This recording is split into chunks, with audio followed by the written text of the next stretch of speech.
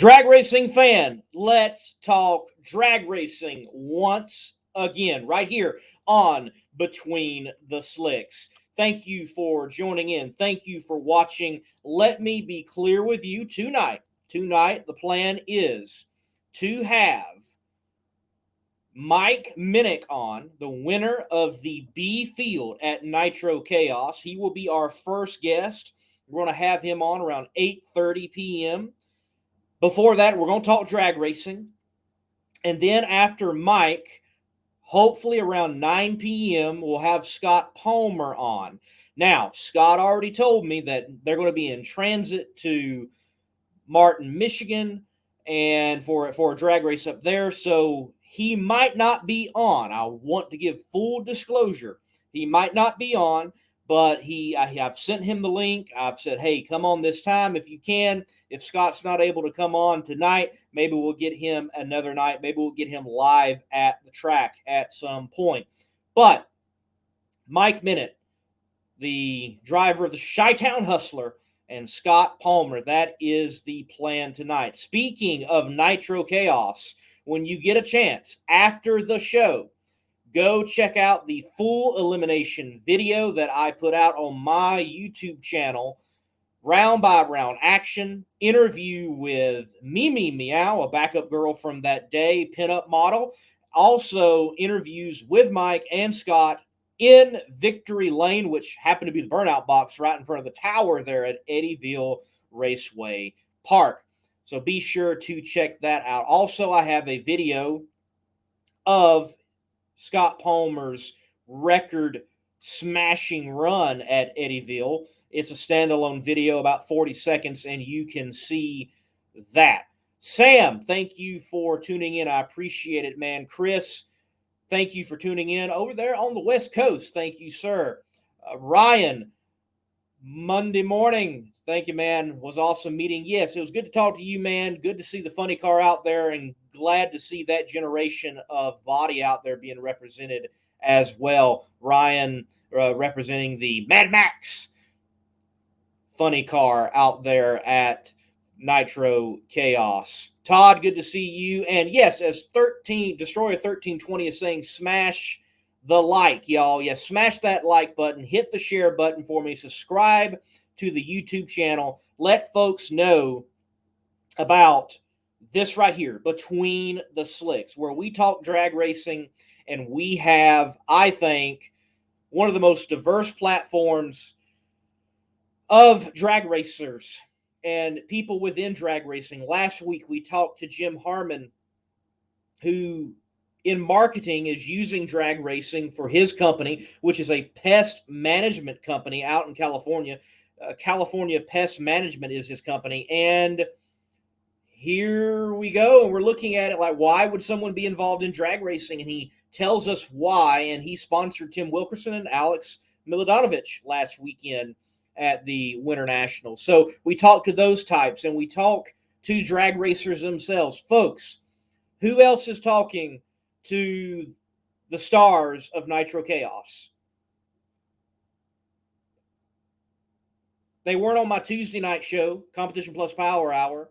I didn't see them on the Drag Illustrated platforms, but they're going to be right here. Who else is talking to Southeast Gasser Association guys? You can find them right here on Between the Slicks. Where else can you hear NHRA, Sega, Funny Car Chaos, Nitro Chaos, PDRA right here? Again, I stand by it. The most diverse talk show for drag racing right now. We even, on occasion, talk some bracket racing. Definitely the Going Bracket Racing guys do. Thank you, GBR. You all check out their YouTube channel. They have a show on Tuesday nights, and they talk just that, Going Bracket Racing. Bernie, hey, great to see you, man, this past weekend with that beautiful, beautiful front-engine dragster, nitro injected. Ryan chimes in again. We would do everyone Chris puts on, I swear. Man, look, keep rolling, keep doing it. Pat chimes in. Once again, I'm sitting watching you instead of doing stuff that I'm supposed to do. Pat, I'll let you slide. I'll let you slide. Why? Because Monday Morning Racer said so. So again, guys, later on the show, we'll have Mike Minnick. Hopefully, Scott Palmer will talk about their weekend at Nitro Chaos. Looking ahead, many people might think, hey, we just wrapped up Nitro Chaos. We just wrapped up the Winter Nationals in summertime. What is going on this weekend? The NHRA isn't racing. The PDRA isn't racing. Oh, by the way, wrapped up the PDRA Pro Stars. What a great event that was.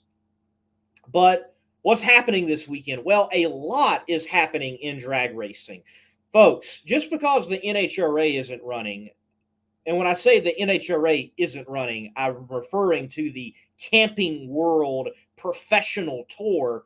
That doesn't mean drag racing is not happening. Drag racing seems to happen each and every weekend with major and spectacular events, and this weekend is no different. This weekend is no different. This weekend, up in Idaho, took a look at this track. Wasn't very familiar with this track. Beautiful setting north of Boise, Idaho. You have the Night Fire. I love that name. Night Fire Nationals at Firebird Raceway. They're going to be having the NHRA Heritage Series Tour come through. Not only that, what you're talking about, fuel altered, funny, nostalgia funny car, and nostalgia front engine dragsters, yet guys running at a modern pace, if you will, and under modern competition. They're also going to have Pro Mod, Top Sportsman, Top Dragster, and more with big payouts. 4 days of drag racing, and Brian Loans will even be on hand to kind of be a guest co-announcer for a part of the event. So the Night Fire Nationals, put that on your list. That's on my list now to get out there eventually and check that drag race out. It is going on. It has been going on. They are going to have their 50th event. That is stellar. Not only out there in Boise, Idaho, but Martin, Michigan, the very event in which, well, might keep Scott as he is in transit from coming on the show, full disclosure, the Northern Nationals at US 131 Dragway, Martin, Michigan. That's going to be a stellar event. They've got nostalgia, extreme nostalgia. Top Fuel will be running. And also Top Fuel Max Racing will be going on. Jet Cars, what a great event that will be. If you're in that region, get to Martin, Michigan. And I hope that the Night Fire Nationals, I hope that US 131 with their Northern Nationals, they will have the same status as the granddaddy of them all of exposés of extreme drag racing show.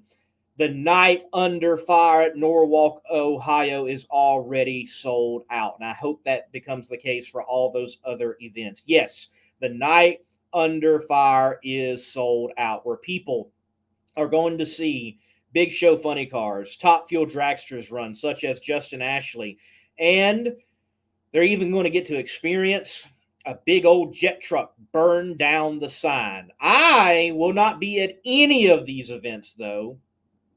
I can say sadly, and yet I don't want to say sadly because later on Mom will probably be watching the show, and it's always good to see Mom and Dad. So I'm going to take a weekend back home and get ready for what is going to be ramping up as an end of the season for me, where once I hit the U.S. Nationals, after the U.S. Nationals, it looks like it will be 8 to 9 weeks straight at a drag strip or a race one way or another. I'm looking forward to that, but I know it is going to wear me out. Let's see what Going Bracket Racing has got to say. What a great show put on by Scott Palmer, running the fuel car all the way through, even though he didn't need to do so to win the show. Great showman. Well, hopefully we will have Scott on the show later on tonight, and we can dive into that. If we do not have him on the show tonight, I may dive into that myself. But Going Bracket Racing, for sure, what a showman. What a show he did put on.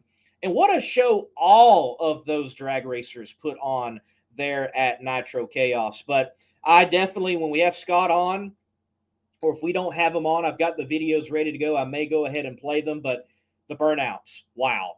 And running it all the way through at a track that we're going to learn from Mike Minnick is unique in its shutdown area, and it's easy. It's easy to eat some corn with your race car at Eddyville Raceway Park. With that being said, though, do not misunderstand me. Do not misunderstand me and construed that statement to be a statement of Eddyville Raceway Park being a sub or above par facility. No, it is subpar. It is hitting better than most raceway parks, most drag strips, especially of the 8th mile nature. It was my first time out to the great state of Iowa. It was my first time to Eddyville Raceway Park. Shout out to Gerald, the owner. He came up to me and said, "Hey, we're glad to have you. Thank you for being here." And it is a great facility. Is it a small facility?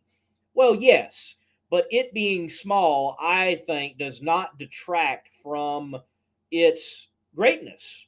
It is definitely, I would have to say, the Midwest's finest 8th mile drag strip. That's how they advertise themselves, and I think they are advertising themselves accurately when they say that.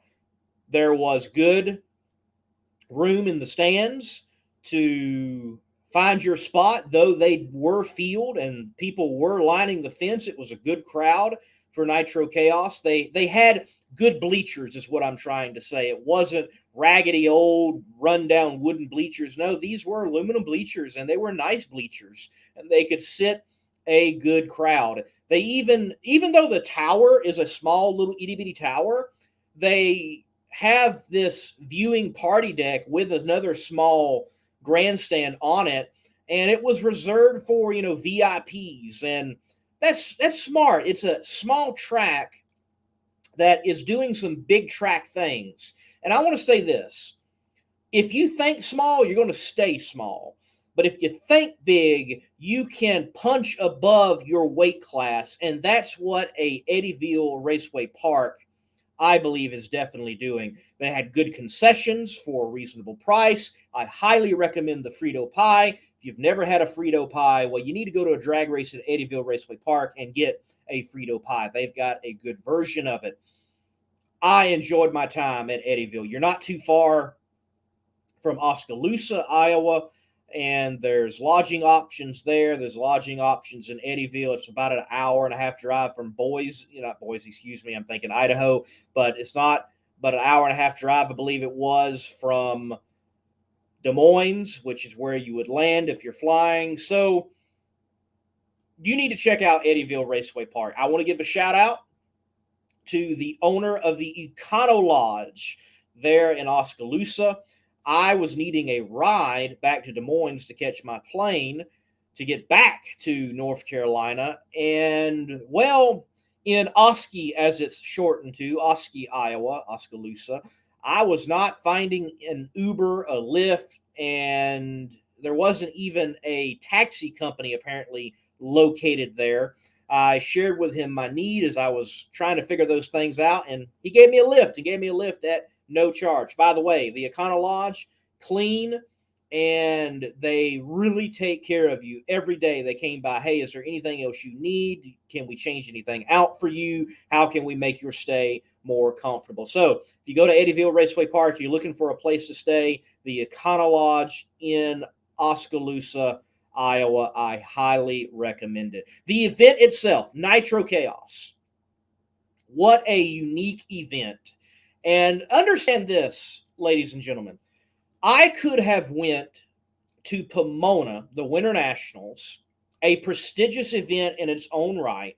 I could have went to that event on the dime of other people, Strutmasters. There's Strutmasters cars there. I could have gone under the Strutmasters umbrella, if you will, and had it covered and been able to cover the event. I went to Eddyville Raceway Park for Nitro Chaos on my own dime. I think that event, of the events that was happening that weekend, though there were stellar events, the Winter Nationals, the ProStar all-star type race for the PDRA. Nitro Chaos, in my opinion, was the top of the list. I love capturing firsts. I love being at firsts. And in my opinion, what happened and what transpired, put on by Chris Graves, a stellar promoter for our day and time, was what every drag racing fan says they actually want. We're always saying we want to see something different. We're always saying we want to see this versus this. We always say, why hasn't the NHRA run Top Fuel versus Funny Car since they did it in the No Bull Shootout? We're always asking, why haven't we seen unique events? We love unique events. We love the regular program, but we want to see unique events. And you got it last weekend at Eddyville Raceway Park with Chris Graves' Nitro Chaos. That was awesome. Where else are you going to stay? Where else are you going to see, the fuel altereds versus front engine dragster? And mind you, not just front engine dragster, because we typically think of the blown variety, but also injected. Top Fuel and Funny Car. And not just Funny Car, but we're talking about nostalgia Funny Car, and we're talking about big show Funny Car that can go run the NHRA at the highest level in Camping World competition. All of that coming together. Run what you brung and see who is the baddest hombre on 80% nitro and up. I'm sorry. You know what? No, I'm not sorry. That phrase is used too often. I was ecstatic. I was excited. I was gleeful over going to that event and seeing history being made and experiencing Nitro Chaos. In fact, it was my birthday weekend gift to myself. That is how big, in my opinion, that event was. And I hope that it grows and it expands. Obviously, there's already people wanting more Funny Car Chaos. I've had Chris on the show before. I know they are stretched. They're doing all that they can, and they're doing a great job with it. Plans on still kicking off the Funny Car Chaos season with the Nitro Madness at the Texas Motorplex. Be on the lookout for that next year. But when you look at what he did with Nitro Chaos, even if it stays one event a year, I believe it will be one of those gems of an event on the calendar of the totality of the drag racing scene each and every year. And I hope in the future that we see more Top Fuel teams participate. I hope we see more Big Show Funny Car teams. I think it'd be a great event for, Richard Hartman and Tim Wilkerson to bring out the altered that they have and see it participate, and War Wagon. And I think you possibly could have seen some of those names come out. I think you could have seen possibly a Clay Milliken come out if there wasn't the overlap with the Winter Nationals and the Winter Nationals being rescheduled. Remember that. So next year, this event out of the way, wow, no telling what we might be looking at with Nitro Chaos 2.0. It can only move forward, I think. And I don't mean that in the sense that because this event was not good, it's going to be able to move forward. No, because this event was so good, it's going to propel, I think, that nameplate, Nitro Chaos, further down the road. And I think we should expect it to be something that, whether it is just one race or whether Chris decides to spin it off and it's its own series, or if it becomes a 3-race deal or whatever it is, people need to make Nitro Chaos. It was great. Remember, you can catch the Monday Morning Racer video on it and make plans. When you hear the announcement for 2022 and Nitro Chaos and where it's going to be, I imagine it would be Eddyville Raceway Park again. Maybe he's going to move it around. I don't know. But wherever it is, whatever weekend it is, make plans to be there. So let me go into the comments real quick. We've had a few others made. Bernie chimes in, 10,000 to win at Martin for Nostalgia Top Fuel. That's some big money for the Nostalgia Top Fuelers. That is good to hear. James says, you're half right on the Econo Lodge. My mom, dad, and I stayed at one in Bristol when we were there in 08-10 for the Thunder Valley Nationals. But my mom actually cleaned the entire room. We stayed in from top to bottom after we came back to the hotel after Saturday night qualifying that night. James, to your point, remember, in particular, the stay that you can get in Oskaloosa, Iowa at the Econo Lodge there. Now, I am a Choice Motel Members Reward Points builder. I will say this, though. There have been times that I stayed in an Econo Lodge, and it was far more on the economy side of things than the lodge side of things. And under the umbrella of the Choice Motels brand, you have quality inns. Well, I've been to some not so quality inns. Sometimes you don't know what you're stepping into, but the Econo Lodge there in Oskey, Iowa was a pleasant surprise. Lucas R. on YouTube, thank you for watching at YouTube.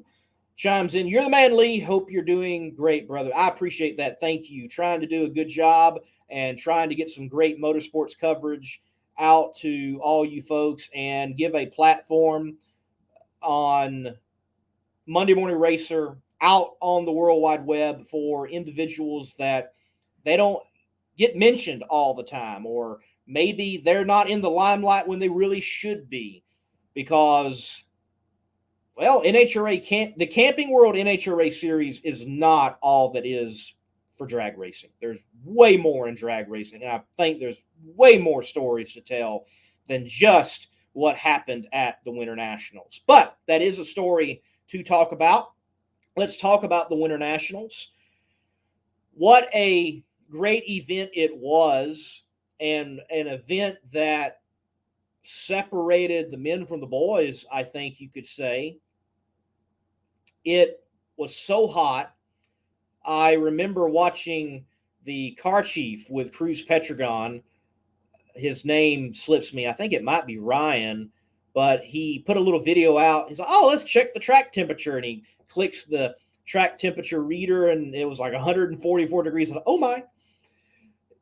What an event, and what challenging conditions. And I like that.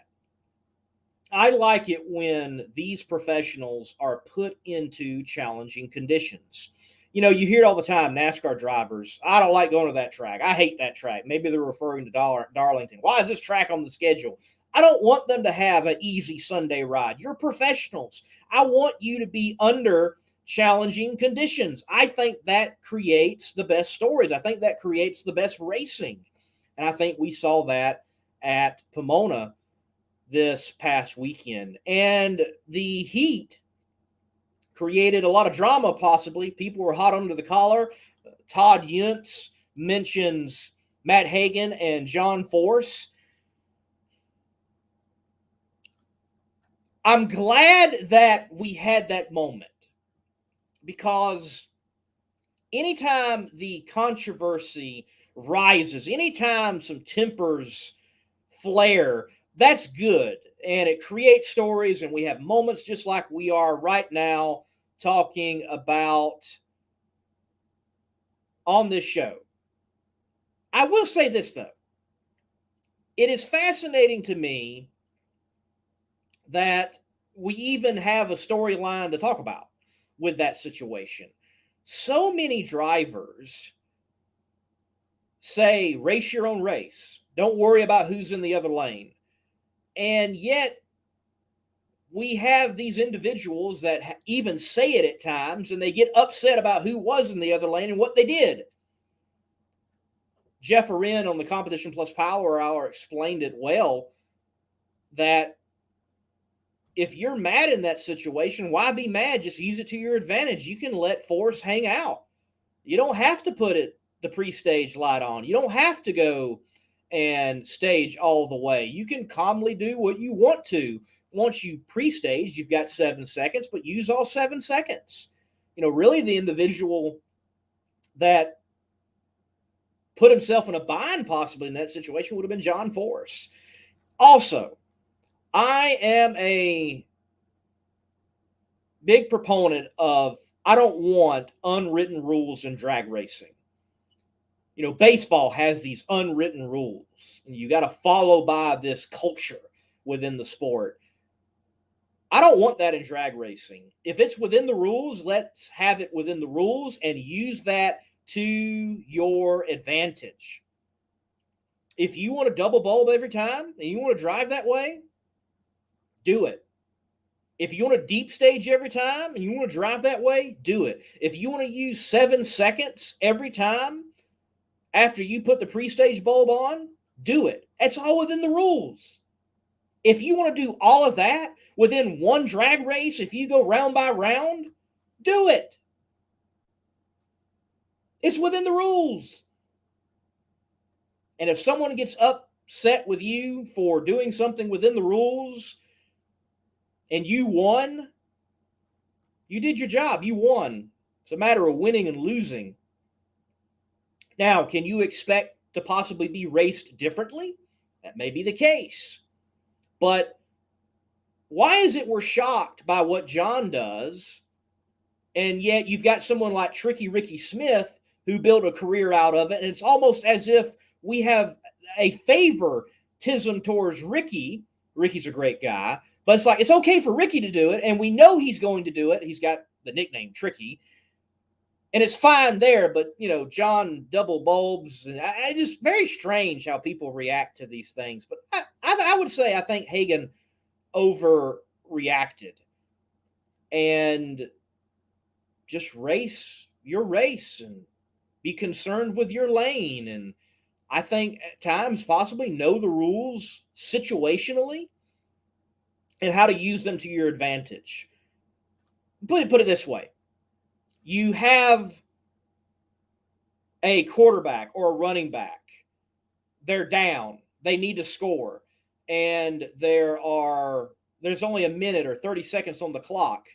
What do you need to do? You need to get out of bounds, or you need to be prepared to spike the ball. So what if you break 20 yards and get tackled in the middle of the field? Now the clock's just running, and you got big linemen that got to run down the hill and try to catch up with you, and you're going to lose time to win the game. Situational awareness, even in drag racing. Hagan should have hung him out, I think. Took all the time he needed. Let's look at some comments, because after Todd mentioned that, people started chiming in. Controversy. Love it. Love it. Sam Smith, my co-host, Competition Plus Power Hour. Y'all guys follow him, Slammin' Sam on Facebook, Outlaw Performance ENT on YouTube as well. Todd Yuntz, only a big deal because Hagan got beat. I think because Hagan got beat, yes, Hagan was upset about losing more than anything. And I think the frustration came out, and that was the catalyst. Like, you double bowled me. And in fact, it was more, I'm upset over losing. And I don't mean as in a sore loser either. Look, these guys want to win, and I like winning. It's not fun to lose. I think we all need to admit that. Pat mentions changing the schedule to create challenges could be interesting. Look, the change in the schedule, and as of right now, I think we're going to be getting into a typical time of the schedule, except for coming into Bristol in the countdown. It makes it interesting. I'm fine with how the Western Swing came out, and I loved how hot it was in Pomona. I would have liked to have seen more fans. I think the heat had something to do with that. I feel like modern day fandoms just aren't as hardcore as they used to be, my personal opinion. But yes, I've liked how it has caused some bumps in the road for the NHRA. And by the way, folks, we do have Mike Minnick in the studio. We'll be bringing him on soon, and we'll be chatting with him about his weekend at Nitro Chaos. Troy, he chimes in and says, Hagan handled it like a chump. Caps handled it like a champ. I like that. I liked it. Certainly does. Certainly did. But let me say this. I am not disappointed in Matt Hagan. I don't think less of Matt Hagan. In fact, I think we need to thank Matt Hagan. I know you all may be like, what? Folks, we're talking about it. It puts attention on the sport, and it's a talking point now going into Topeka. Will they meet round one? When will they meet on race day? What might happen in qualifying? You never know. They play games. It creates that. We need that. We need that. Todd says, do not poke the bear. Sam, drag racing is a big game. If you ain't trying to get in the other driver's head, you ain't trying to win. I agree with that. Sam. It's a part of the game. And look, don't hate the player. Hate the game if you're going to hate on anything, or learn how to play. Charla, thank you for coming to the Nitro Chaos. I'm so pleased that the event was so well received by everyone, and looking forward to seeing what the future has in store for the event. Charlotte, look, I was so happy to be there, so glad to be there, and it was a great event.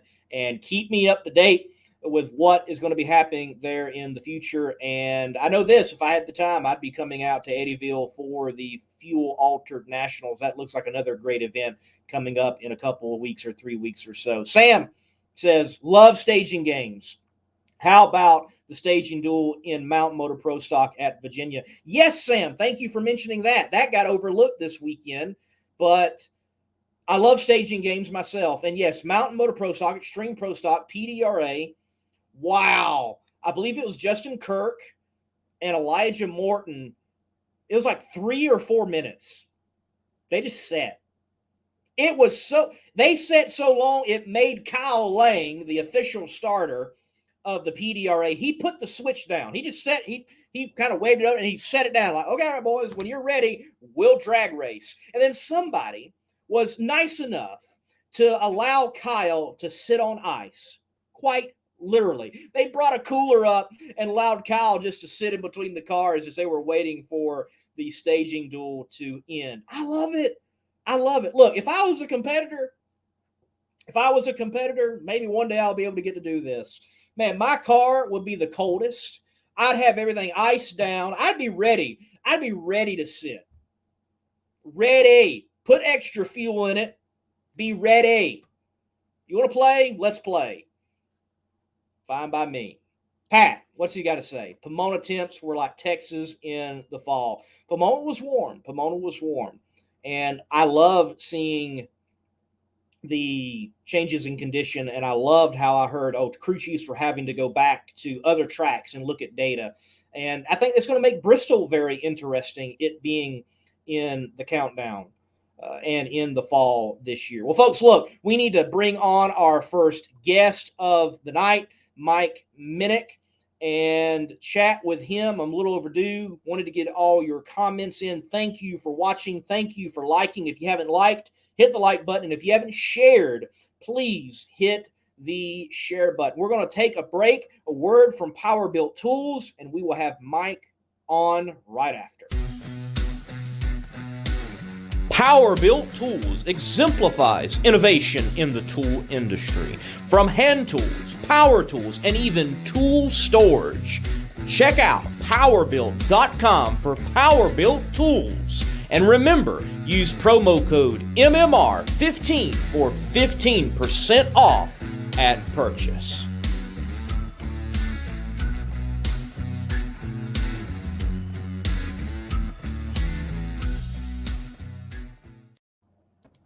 Mike, can you hear me? I can hear you. Can you hear me? Right, man, we can hear you. How you doing tonight, sir? I'm doing all right. How are you doing, Lee? Man, I'm doing great. I'm talking drag racing. Got a winner on the show. Looking forward to talking about that. Hey, let's talk about what's behind you. What funny car you got up there on the picture? Oh, it's one of our old funny cars from the 80s. It's actually one of the cars that won the 82 World Championship, the Team Strange car. Older picture, but it's my house has all kinds of cool memorabilia and stuff like that from from back in the day. So that's how I like to decorate. Hey, man, I nothing wrong decorating with funny cars. Nothing wrong with that, and especially at that time period. The 80s was such a great time period for the floppers. So many great cars, and the competition was just stellar during that time.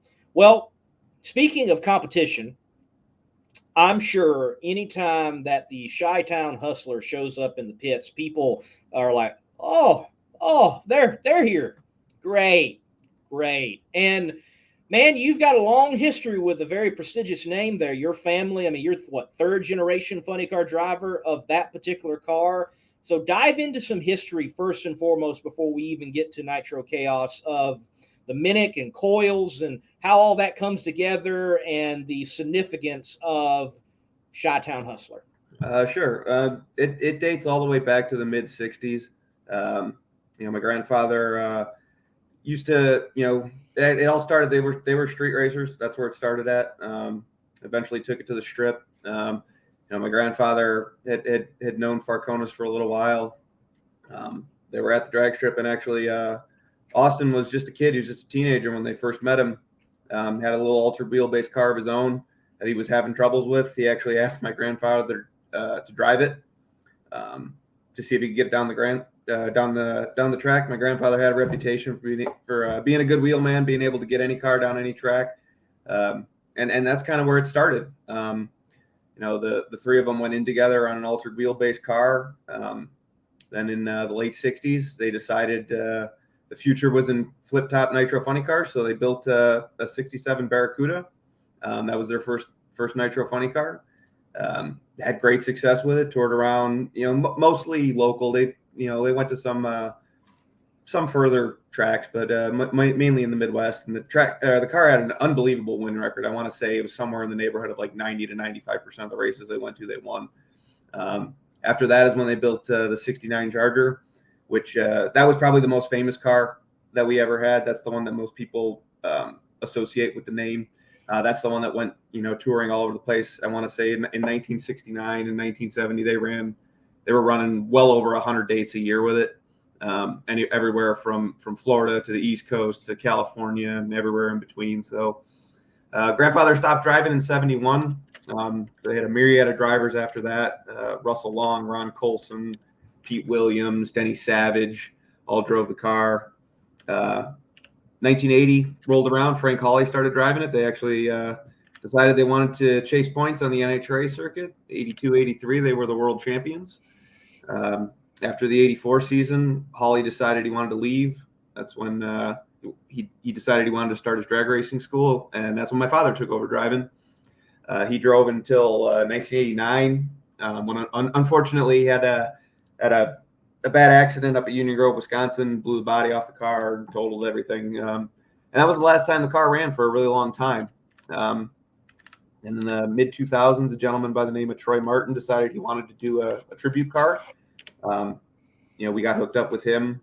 I got hooked up with him. I started working on his car. I was probably a crewman on his car for about 10 years. And in 2010, he offered me the opportunity to get my license in it. So I jumped at that opportunity. I drove his car for 5 or 6 years. And in 2017, he decided he wanted to move on, had some family commitments and things that he wanted to spend more time doing. So that was when me and another gentleman, Larry Coglanese, who's a longtime family friend, been friends with the family for well over 40 years. Used to work on the car in the '80s when Hawley was driving it and when my dad was driving it. Decided he had kind of a bucket list item. He wanted to have a nitro funny car. So him and I got together, put a plan in place. He had a chassis. We got a body. We got all the parts and pieces and stuff we need. And in 2019, that car hit the track, and that's the car we're running today. Stellar, man, stellar. And I'm trying at the moment. Let me see. Oh, let me bring it up. Boom. Is that the Charger in reference? Would that be it? Yes, sir. That's the one. That's the one most people think about. Yes, beautiful car. And is that what y'all have mimicked with the current body? Is that what you all are kind of shooting for? Yeah, we decided we wanted to kind of combine the two cars that were the most famous, because we used the Omni body that was on the car when they won the World Championship in 1982. We used that body style with that paint scheme from the 69 car. So we kind of combined the two cars into one. I think it turned out great. We get a lot of compliments on the way the car turned out. So I'm real happy with it. So yeah. Yes, it is a great combination. And when I saw the car, I was wondering if that was the case. Because I'm like, I don't remember that look with that body, but now it comes together. That scheme, that body, and I believe this one is what's behind you. Correct. There we go. Go on. Awesome. So several different renditions of the Chi-Town Hustler, but always the same heart. And do you happen to know the origin with the name? Which, man, I hate how in drag racing we've lost these great names associated, especially with funny cars. And I think like Cruz is one of the few out there still, throwing on some names, or Alex Miladonovich with Hot for Teacher. But why Chi-Town Hustler? Well, they knew that the marketing aspect of it was going to be important when they came up with the name. They got together and they actually thought of a number of different names. And originally, when they built the first car, the Barracuda car, they contemplated using the name the Windy City Barracuda. And they almost went with that, but then they realized they were pigeonholing themselves, because then the only body you could ever put on the car would be a Barracuda.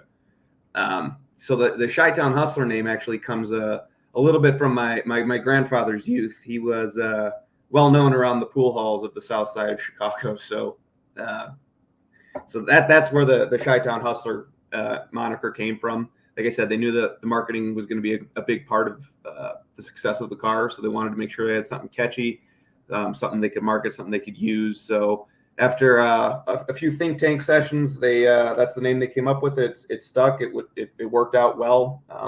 Obviously, it's still memorable to a lot of people today. So I would say that they chose pretty wisely. Love it. And, having a good name, that marketing side, it can give people something to gravitate towards. My dad, longtime crewman, crew chief for Gene Cromer and the Moonlighter, Willis, the Moonlighter. The people, when you say the Moonlighter, people in especially the Southeast, they know what you're referring to. It's Gene Cromer, and respects to his family, the late Gene Cromer now. But all right, let's move on. Let's get to the Chi-Town Hustler this past weekend, Nitro Chaos. I'm going to play a video, and then we'll get your thoughts on the weekend and the event itself after looking at Q2, I believe it is.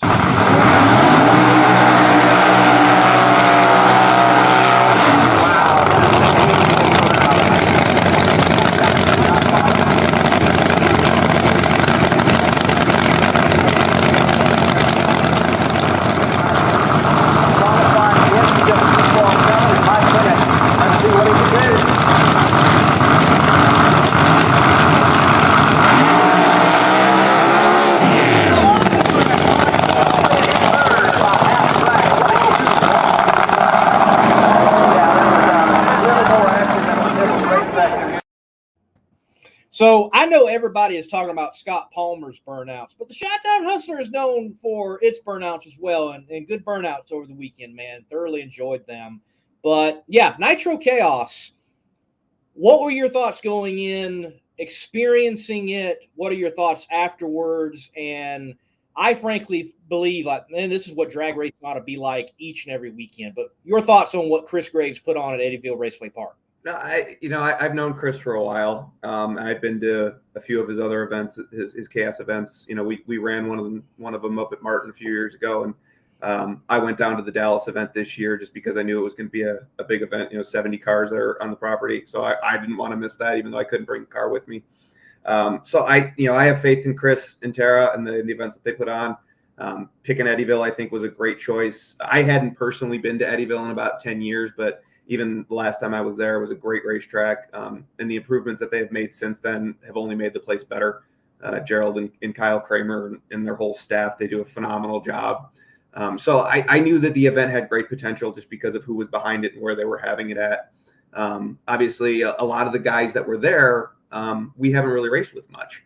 There were a lot of newer cars, obviously big show cars. There weren't a lot of cars that fit into, the particular class that we do. So, that was an exciting part of it. So I had good expectations for it going in, and it didn't disappoint for sure. Like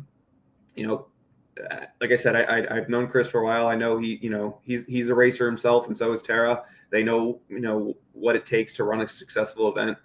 It went along flawlessly. I mean, and they had a little bit of weather and things that they had to plan around, but they did that great. Obviously, the event went very well for us. We were able to get the B field win. And I told him before we left. Last thing I told Chris when I saw him Saturday night was, do this again, we'll be back. So I had high expectations for it going in, and it didn't disappoint. So I'm real pleased with them. I think everybody involved with the event, from the racers to the sponsors to the fans, everybody did their job. Everybody did things right, and the event went off really, really well. So I was happy. My whole team was happy when we left. So, well, what were the conditions like in particular on that particular pass? Got it crossed up a little bit, got out of it, wasn't a full pull. What was it like on the Eddyville track itself, and what were some things as a driver that you were concerned about, which we're going to get to round one in a moment, because that was pretty hairy.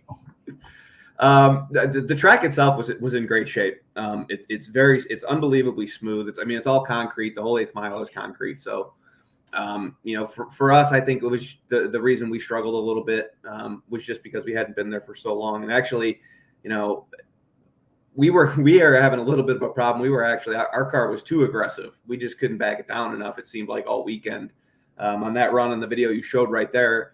I don't know if you guys could tell by the video because of the angle, but actually it had a hole out on the right side the entire run. We actually had a plug go bad on us, which is part of the reason why it got squirrely there. It was pushing me towards the wall and I got out of the groove. So, but the track itself was in great shape. The conditions were actually not that bad. I mean, we've raced in far worse conditions. The atmosphere conditions were not bad at all. The water greens were right around 100 all weekend, that's pretty normal for summer in the Midwest. It wasn't overly hot or humid or anything like that. So, and obviously, you saw what Scott was able to do with his top fuel car. He ran every time the thing went down the racetrack, he was in the 320s. So there was absolutely nothing wrong with that racetrack. You just had to be smart enough to know how to get your car down. All right, let's look at round one. I hope my mother's not watching. Yeah, right. I hope mom's not watching. Folks, I want you to notice in the film, so keep an eye, just keep watching Mike in the Chi-Town Hustler, and you're going to notice eventually him go by the circle track part, and all the ATVs are following in this like herd of all-terrain vehicles. So y'all just make sure you keep watching Mike as he makes this round one pass.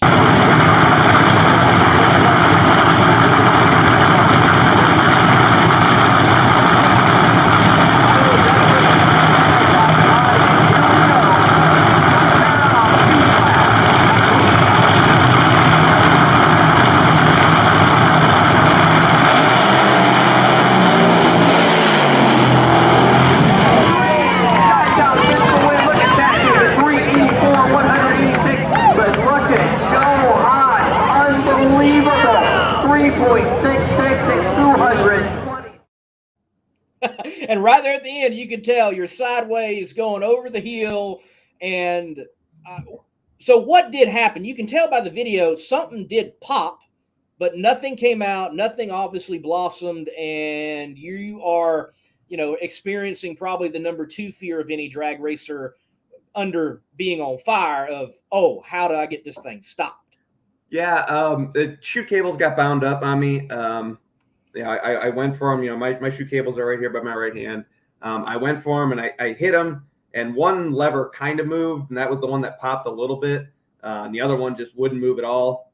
For anybody that's never been to Eddyville, the shutdown area, you just can't mess around there. There's nothing wrong with it. It's a perfectly safe racetrack. At no point did I feel unsafe driving there. But you got to be on your game when it's time to stop. You got to have your chutes out on time, and you got to make sure you're on the brakes and things like that so you make the turn.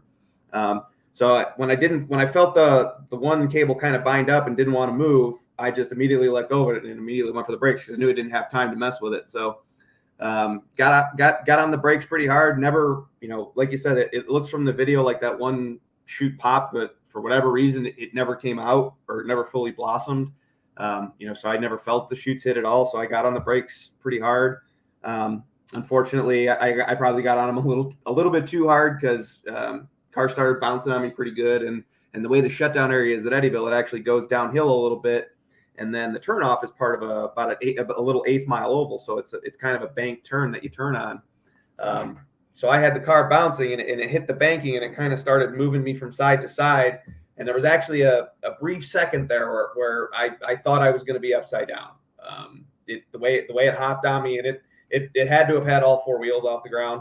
The people that were down there told me that it looked like it did. So when it got to that point, I kind of just resigned myself to the fact that I was going to go corn picking. So I kind of eased off the brake a little bit to get the car settled back down and kind of aimed it towards the opening and the guardrail so that it would go off the end. And actually, luckily, I think the rain that we had gotten the night before actually helped a little bit because once it kind of got into the grass, I got back on the brakes and because the ground was wet, it kind of let me kind of skid the car out a little bit sideways, and I actually was able to stop it before it got into the cornfield. So definitely not as bad as it could have been.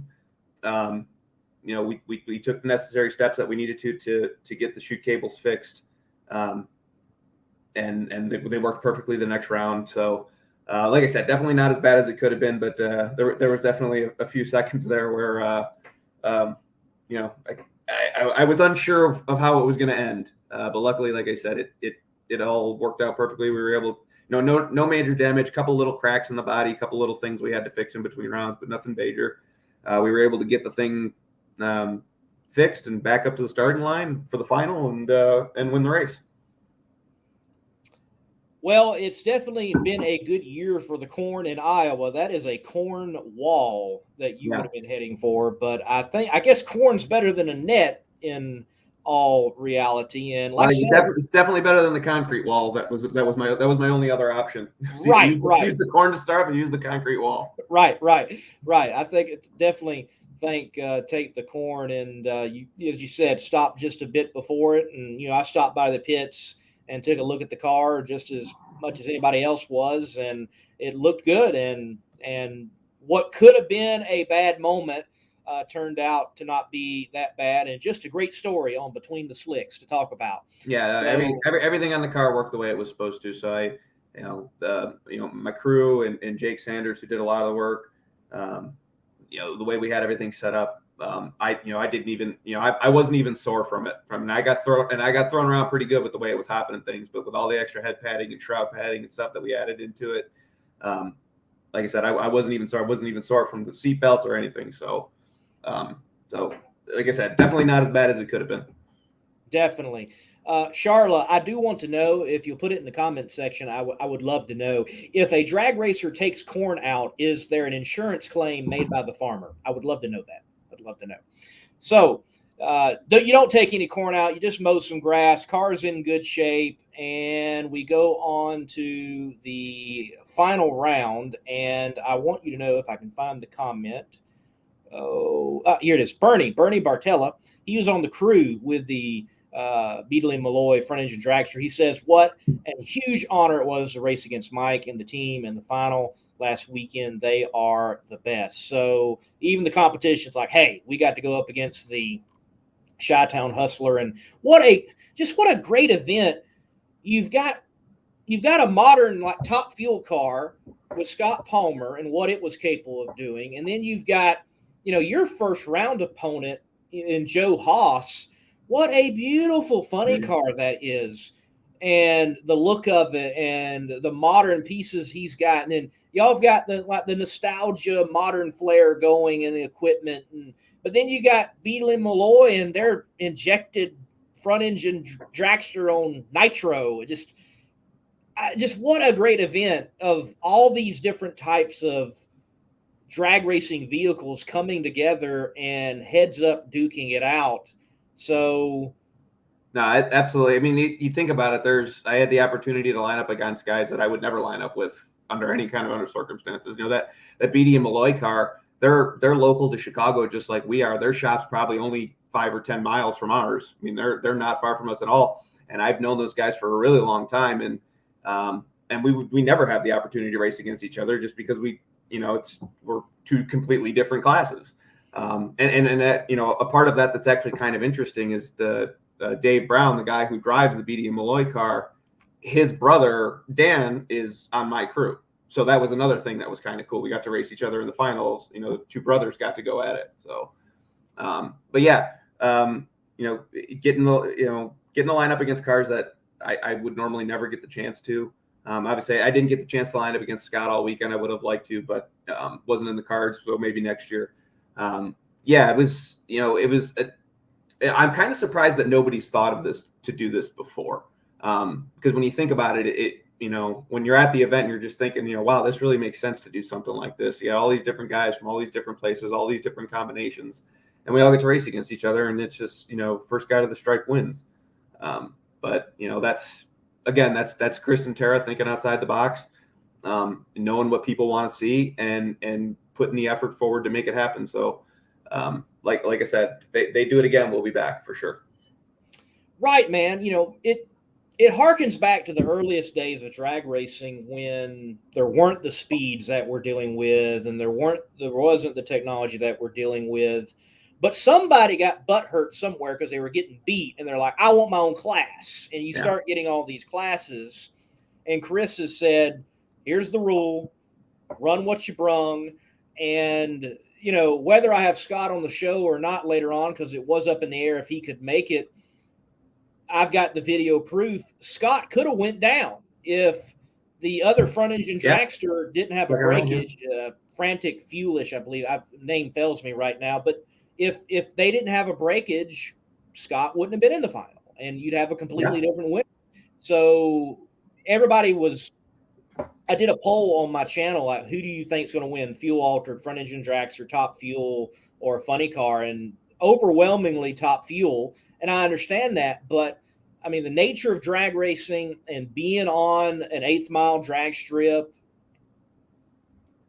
you don't know. There's a reason we don't race on paper. Bingo. I'm saying? Bingo. And everybody, and it was funny. And I think Scott even said this in the interview that you did with him on your video of the event. He wasn't sure about coming because he didn't want to, be the guy that was showing up to beat all the little guys. I was one of the first guys to tell him. I said, bring the thing. We need, for this event to be successful, we need as many different cars and as many different people as we can get. Bring the thing. We're out there. Everybody wants to win and everybody wants to do well, but in the end, we're there to have fun. We're there to put on a show. And when it comes to putting on a show, not many people do it better than Scott Palmer. So I was extremely glad that he showed up. I hope, they do this event next year that more guys like that come out.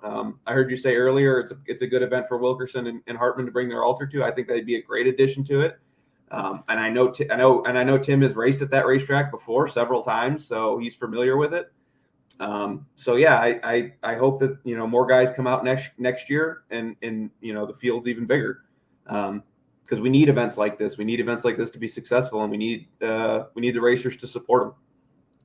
Yeah, I would love next year to see that A field, and that's not to say that there wasn't the potential for it to be this year.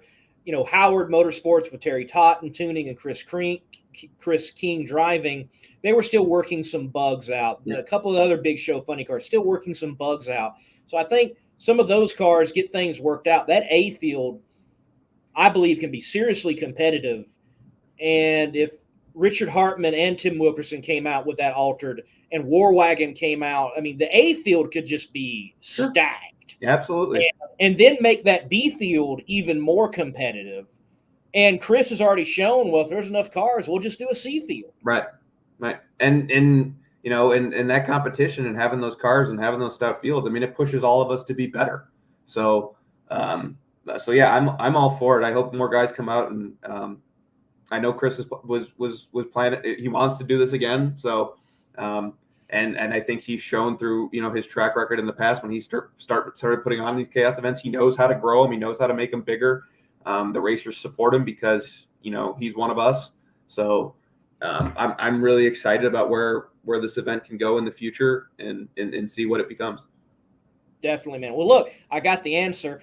Charlotte says that nope, just free corn. So it's a corn party after someone goes through the corn. And Gerald Kramer, owner, runner, operator there, says the farmer has no problem if someone goes corn picking. Has happened a few times. Just ask Anthony Whitfield. Well, if I would have known I got to keep the corn, I would have kept going. There you go. Yeah, have corn in the pits afterward after what would have been a win. And hey, I know this. At least the farmer just has corn killed instead of his fence. The poor farmer at Columbus, Ohio. I mean, he built it where his fence was removable. That's bad. Yeah. Well, we ran to Columbus at the end of June, and I went down there and checked it out, and it's still exactly the same way. He's got his little runway set up in his front yard is the extra runoff that you need there, and it's right next to his tomato garden. Yes, I went to Columbus the first time last year, and I was covering some A fuel cars. I was shocked how short that runoff is, and I stood in amazement. I went to kind of get the experience. The A fuel team I was covering, I went into the shutdown area with them to pick up the car, and I was amazed. I'm like, we used to run national events here? Like, no wonder he removes his fence. It is insane how short it is for a quarter-mile track. Yeah, I mean Schumacher went 3:37 there and got it stopped in time. So it's just one of those things. All tracks have different personalities. They're all unique. You can get into trouble at the longest shutdown area on tour just as easily as you can get in trouble in the shortest one. So it's just, you know, it's incumbent upon a driver to know the track that they're on and to make sure that they're on their game and you know, to go down there, check the shutdown areas out, make sure you're talking with the personnel down there so you know what they're going to do. And Gerald and Kyle and everybody at Eddyville were great. You know, they were. You know, as soon as I poked my head out the hatch, I had, 3-4 guys around me asking me if I was okay. And they were really clear in the driver's meeting. They said, hey, if you get in trouble, this is what you need to do. This is where you need to go, and you'll be fine. And that's what I did, and it worked out well. So it's just stuff like that. You just got to make sure you're paying attention and doing your job the best you can. And for the most part, generally speaking, the track and the race car will take care of the rest. Definitely. So Stan chimes in. Great point on racing on Sunday or Saturday in this case, and not just on paper. Dale didn't win in Texas. Yes, the big Nitro car got beat by the little alcohol car. Yeah, absolutely, and he looked like he was gonna. It looked like he was gonna run roughshod over them. He was had half a second on everybody, and didn't end up winning. And that can happen on any weekend. Right. Well, I was filming at the wall, and when Dale did the burnout, and he had to give that little to get the reverser engaged, I was like, I wonder if that was just enough. Mm-hmm. And maybe not, but he did have to give a slight pedal, and Smith was on his game and got the win there at Nitro Madness. And Mopar Man, again, on any Sunday you could win. And very quickly, I do want to bring Stan's comment. He says, if you want those guys to show, don't schedule it on a national event weekend. Yes, Stan, but remember, Pomona wasn't originally supposed to be there. So with all the shuffling, if you look back to the original schedules, I definitely think this would have been an event maybe a Clay Millican would have showed up at. No telling who could have been there or what other funny cars might have showed up. But with or without them, it was a great event. Now, before we move on to the final, and because of parts attrition, folks, it went from round 1 to the final. With having an 8-car field, I want to talk. We've talked about the end of the run, but the run itself was dramatic because you got out of the gate really good, but I don't know whether the car began laboring or what began happening. But, here comes Joe, and y'all meet at the stripe, and Joe's got big mile per hour, and it almost looked like nitrous versus turbo or something. It was a great race. No, I had to pedal it on that run, which is why Joe caught up to me. So on top of the fact that his car was going about 50 miles an hour quicker than mine at the finish line. yeah, I had to give it a quick pedal around 250, 300 feet. And it, the fact that it still went 384 should tell you that it was on a pretty good run. We probably would have been able to match him or at least come pretty close ET wise. We wouldn't run that kind of speed. There's no way my car will go 226 in the 8. That's pretty insane. But because of the way that they run the B field on an index until the final. So I don't know who got to the finish line first, him or me. I'm pretty sure it was him because he came around me at the big end like I was standing still. Like I said, I was going about 184 at the finish line. He was going 226. So, I mean, that was by far the best run we made with the car all weekend. But like I said, I still had to pedal it. We just didn't have unfortunately, we didn't have our setup quite right. It wasn't that far off. It was one of those runs where, I could have kept my foot in it. Maybe it would have made it. Maybe it wouldn't have, but it was just kind of a judgment call. But yeah, that Haas car is unreal on top of how good it looks. Obviously you could see it on that run. That thing, once they really, really get it dialed in, because there's still a lot left in it, it's really going to run. I mean, that's going to be a low 5-second car. Easy. All right. Final round. Let's take a look.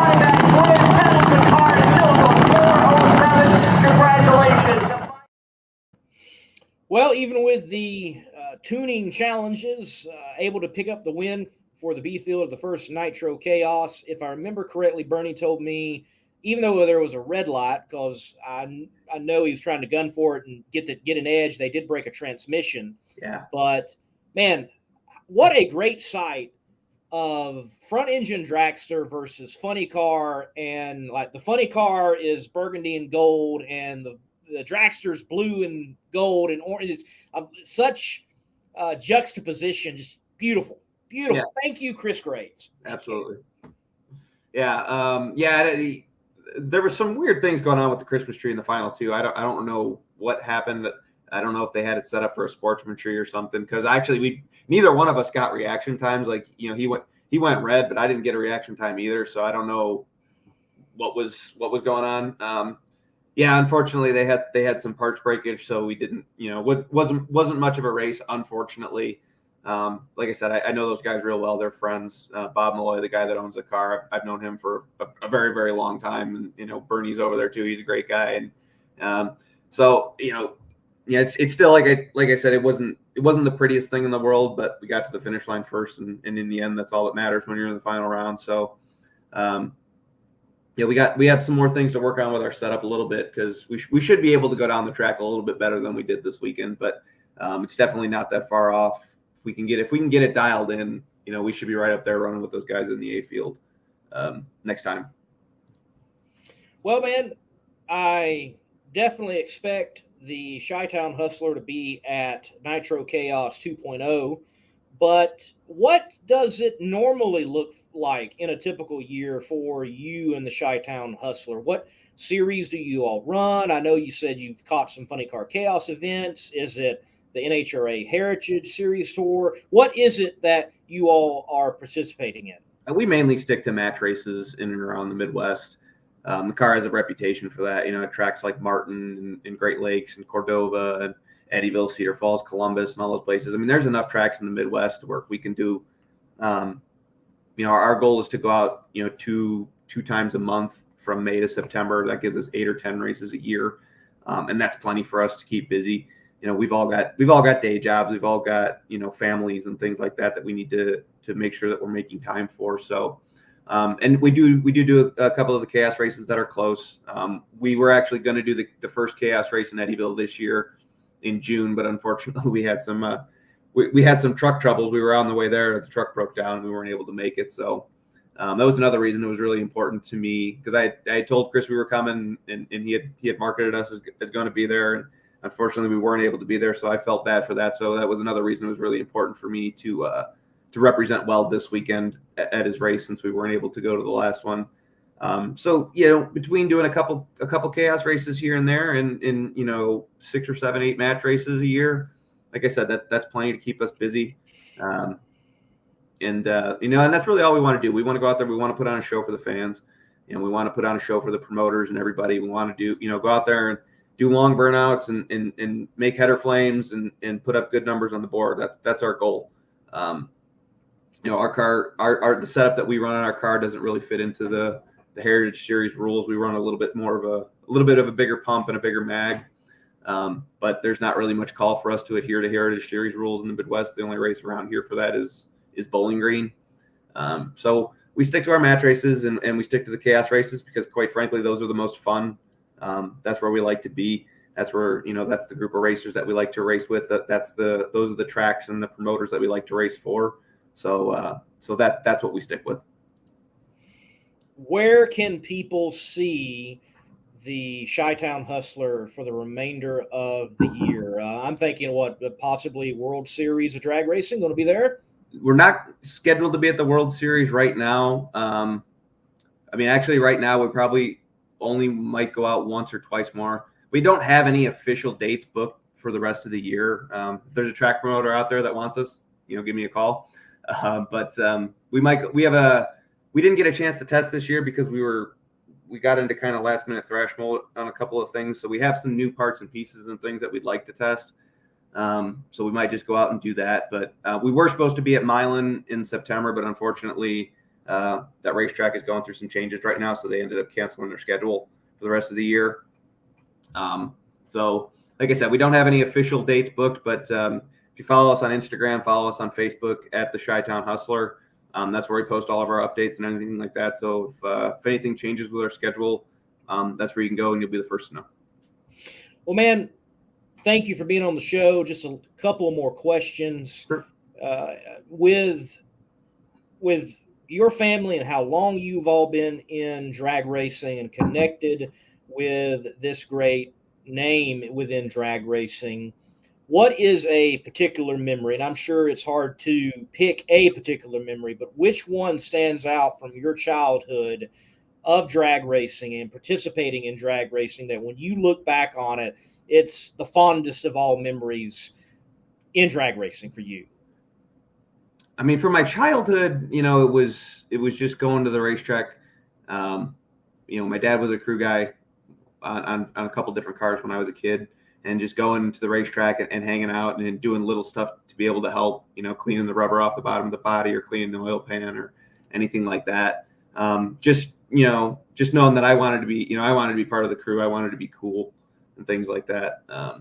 My fondest memory in drag racing is probably from the 2013 World Series of drag racing. We were there. That was the only event my grandfather ever got to see me race at before he passed away.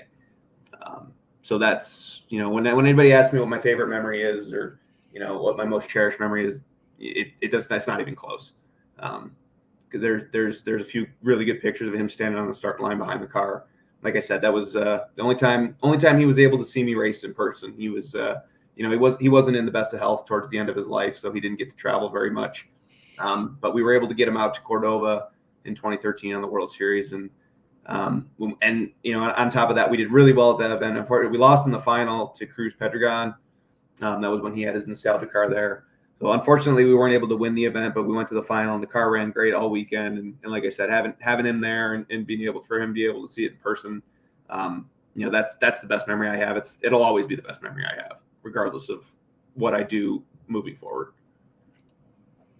That's a good memory, sir. That is a good memory for sure. Mopar Man says, thank you very much, Chi-Town Hustler, for coming on today. Appreciate your time and stories. And on stories, looking for one more from you.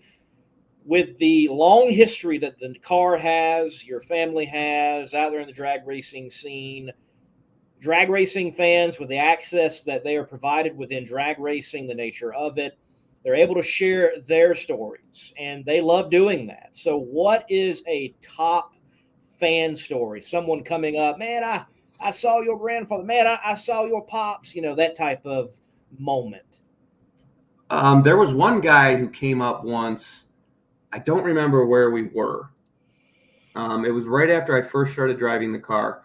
But like I told you, the last run my dad made driving the Chi-Town Hustler was in 1989 at Union Grove when they blew the body off. The guy came up with a piece of the body and wanted me to sign it. And I don't remember what track we were at, but I remember him coming up with this. Couldn't have been more than maybe a 2 or 3 by foot piece of fiberglass that was candy apple red. And I want to say it had like just the R of the Chi-Town Hustler on it, and and a couple other things. He came up with a piece of the body and wanted me to sign it. And actually, I think my dad was there and he got to sign it too. So that's probably the one that sticks out. That's probably the one that sticks out the most. But I get a lot of them everywhere we go. People want to come up and tell me stories about how they saw the car when they were a kid, and I love them. I welcome them all. I encourage people, if they see us out at the racetrack, to come up. We want to hear your stories. We want you to tell us about the first time you saw the car and things like that. So, and this weekend was no different at Eddyville. Like I said, I hadn't been there about 10 years, but I had people coming up telling me about the first time they saw him, at Wentzville, Missouri, or wherever. All these different tracks. Some, a lot of them aren't even around anymore. But yeah, probably if the best fan story I ever had was a guy that came up with a piece of the blown up '89 car and wanted me to sign it.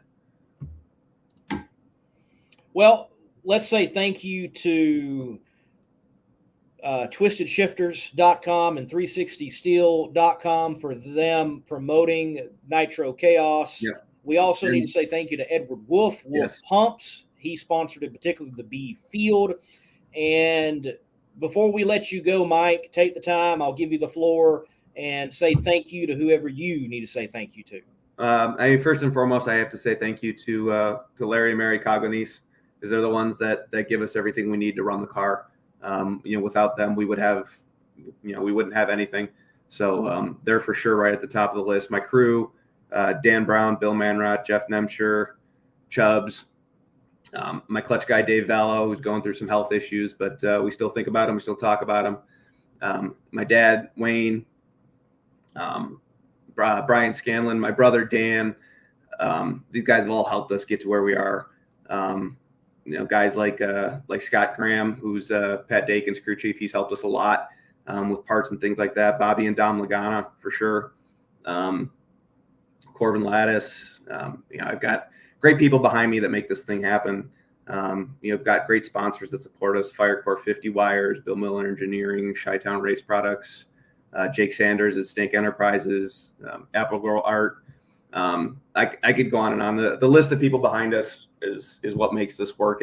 And the people and the relationships that you form are what keep you going. All the fellow racers, people like Chris and Tara Graves and the Kramers at Eddyville and all the different track operators that we run for.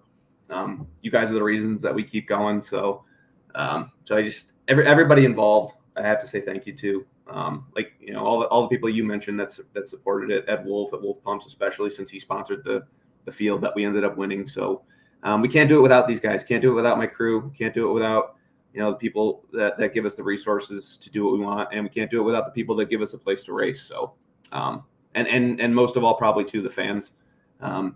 If they don't come to the races, then they don't. Then the track operators and things like that won't have us back. So thank you to everybody, and guys like you too, Lee. What you do, it has a huge impact on the sport. Giving us a place to be able to tell our stories and things like that. That's all that stuff's important. So big thanks to everybody. Well, I appreciate that, man. When I started this, I just felt like a Mike Minnick wasn't getting a platform that he should get. And I didn't feel like others within the sport, like what Quayne Stott is doing the Southeast Gassers.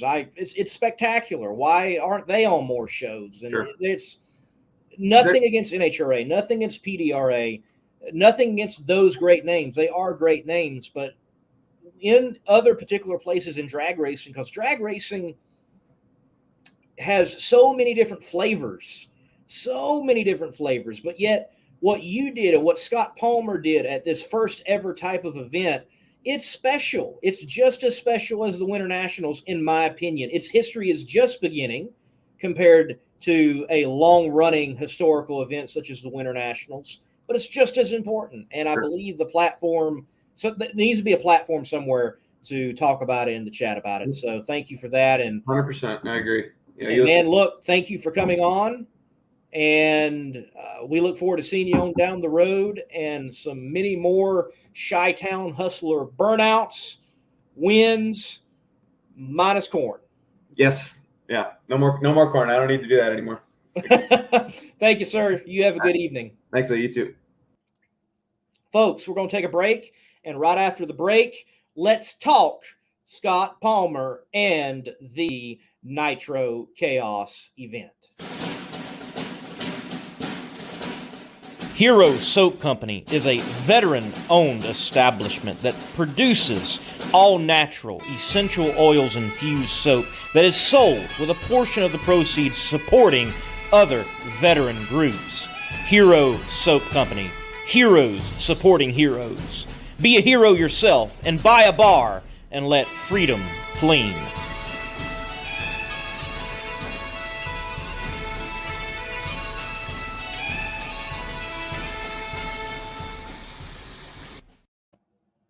All right, folks, we do not have Scott on the show. And full disclosure, I've said it since the beginning, it was if he's able to come on, because he is in transit to Martin, Michigan. We'll see if we can get him on another time, or maybe I can go live with him at a NHRA national event or some other event that he's at and catch up with him on the Nitro Chaos win. But stick with me, because I've got video from my video out on YouTube. You can see the full elimination video on the Monday Morning Racer YouTube channel. The thumbnail looks like this. Nitro Chaos Drag's full elimination video with the Chi-Town Hustler itself over in the far lane and the Nitro Clown in its altered trim there in the near lane at Eddyville Raceway Park. But you can see that video on Monday Morning Racer. But let's talk Scott Palmer's weekend. And I wanted to begin with him, and I want to begin, well, without him, on the epic burnouts. He mentioned it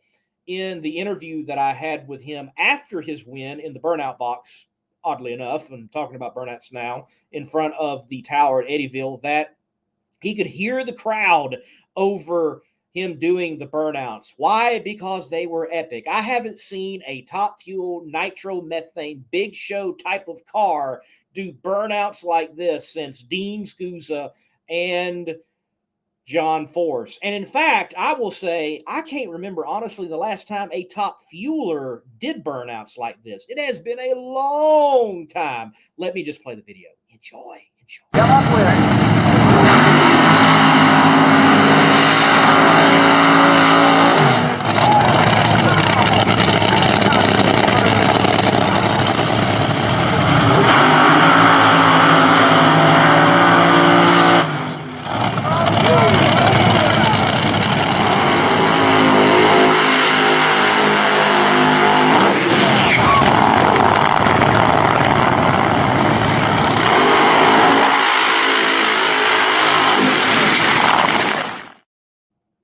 Put that in your pipe and smoke it. Ha! Loved it. Oh, man. Loved it. I said it again. It was so good. He mentioned it. I firmly believe you can be highly competitive at the NHRA Camping World professional level, but where is the showmanship? There's got to be some showmanship. Like, for example, Ron Capps sliding down the body after he wins the Winter Nationals. Showmanship, that's cool. We need to see it again. We do. We need more teams whacking the throttle. We need more teams saying, you know what, we're well into the show. It's Saturday night. I'm going to do a half-track burnout. We need it. Thank you, Scott Palmer, for doing it. Well, ladies and gentlemen, Scott, whether they were attempting to or not, if I remember correctly, he made mention that they really weren't trying, but the track was so good, it was on keel, that he smashed the track record. I have that video out as well. You can see the burnout plus the track record run, or you can stay right here and you can see the record run right now. That was Q2 on Friday night, right before the drizzle and rain came in.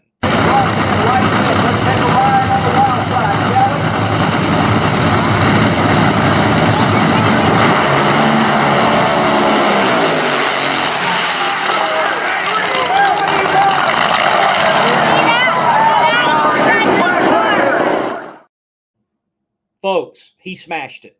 We're talking about like 30 miles per hour faster and dropped it from like a 340 to a 320 area. Just smashed it. I asked him, how close were you to the wall in the shutdown area? As we talked to Mike just a moments ago about the shutdown area. And he's like, man, I almost crashed it going through the shutdown area, making the turn for the circle track, but he was letting it hang out for sure. And mind you, everybody would say, oh, well, it's the Top Fuel dragster. He's supposed to win. They did not have an easy weekend. There was a pit fire. Their mat caught on fire. I'm not exactly sure how, but I was over there when they were starting to fire the car up, and they're like, fire, fire, fire, and I went the other way. I'll let them handle it. But they had a pit fire. They had a computer issue, and they weren't able to actually make Q1. And there were issues for them over the weekend. Scott mentioned in the interview that I had with him after the race. Again, you can see that interview in the full elimination video on Monday Morning Racer YouTube channel, that this is not the car that Alex Laughlin was in. It is the old car. Alex is in a newer car, and they mothballed, in essence, this ride. They bring it out for this event. He thought it was race ready, good to go, and it wasn't. They had to work out some bugs. As he said, maybe it's mad at me because the new car is around and in the shop. Jealous race cars. I'm sure that's a reality, and plenty of you all have experienced that. So, Mopar Man, let's answer your question. Isn't Scott one of the last to do throttle wax in the pits? So, I think that's a great question.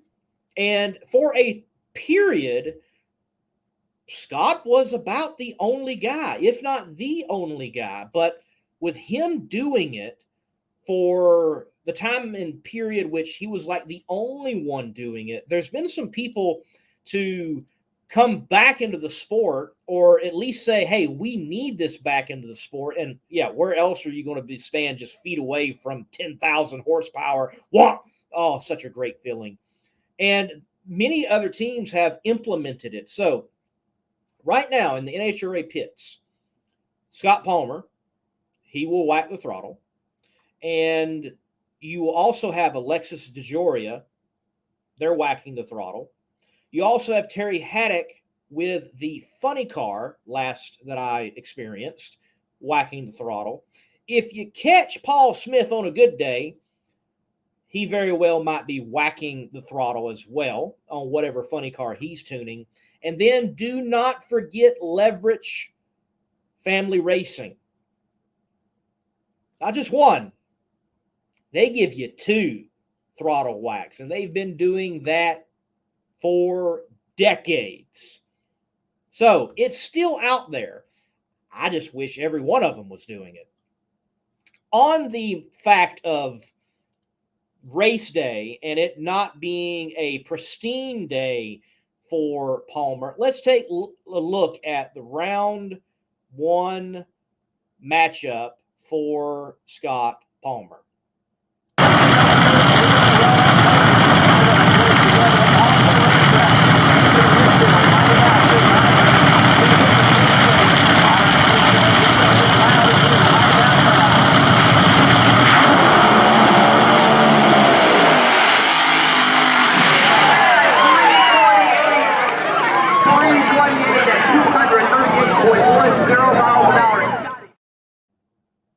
Look, let me say, what a stellar run.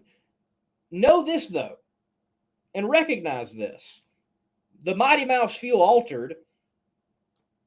If Palmer slips up, more than likely he's got him, or it's going to be very, very tight to the line.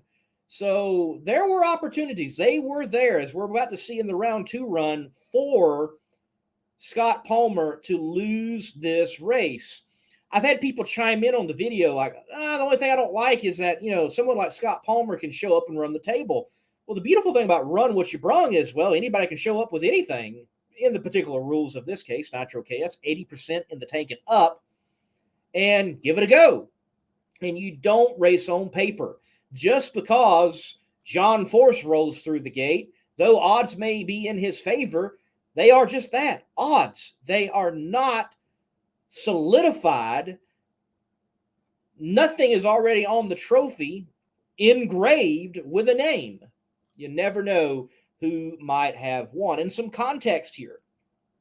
There was supposed to be an opponent, a front-engine dragster, very fast-running front-engine dragster, against Scott Palmer in round 2. They had a parts issue. They were not able to answer the call. But look what happens to Palmer after that pop in the burnout. I'm not sure if there's a direct connection, but they had an issue themselves.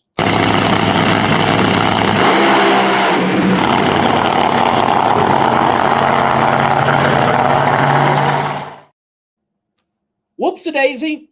That would have been a loss if someone else was in the other lane. There wasn't a red light and there wasn't a crossing of the center line stripe or touching of the wall. Nonetheless, Scott Palmer goes on, and he has a final round matchup with the Nitro Madness, if I remember correctly, fuel altered. Let me say, how cool is it that we've got a fuel altered versus a top fuel dragster?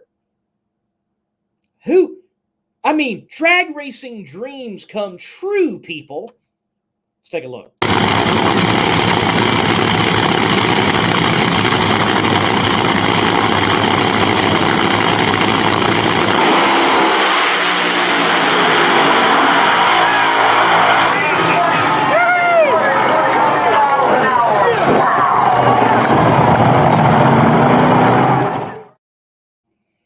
And recognize that fuel altered, it's no slouch. That was almost 200 miles per hour, under 4 seconds in the 8th mile. It was moving. Beautiful looking machine over there as well. But congratulations to Scott Palmer. You know what? I'll say this. A guy that I think deserves a win like this. He has done so much for the fan. And I remember someone chiming in on a video or a quote, something I posted on Facebook, the people's champion. I think that's accurate, but I think when it comes to Scott Palmer, maybe it's more accurate, the people's advocate. I kind of like that a little better. The people's advocate drag racer. A man that recognizes we're out here doing it for the fans still. Yeah, we might need some corporate dollars. We need some big bucks behind us, but nonetheless, it's for the people who have bought that ticket to enjoy a show. And what a show he put on. But not only what a show he put on, but what a show the Chi-Town Hustler, the Beadley Malloy gang, Mad Max, Joe Haas with American Way, Mighty Mouse Fuel Altered, Nitro Madness, Nitro Clown, and I'm forgetting other names, I know. But what a show they did put on at Nitro Chaos. What a show Chris Graves put on at Nitro Chaos. And I am looking forward to what is in store. Ladies and gentlemen, hopefully we have Scott Palmer on another time. I'm the Monday Morning Racer. I think we had a great show talking drag racing and in particular Nitro Chaos. And what a good interview it was with Mike Minnick, driver of the Chi-Town Hustler. Until next time, folks, God bless and keep the pedal to the metal.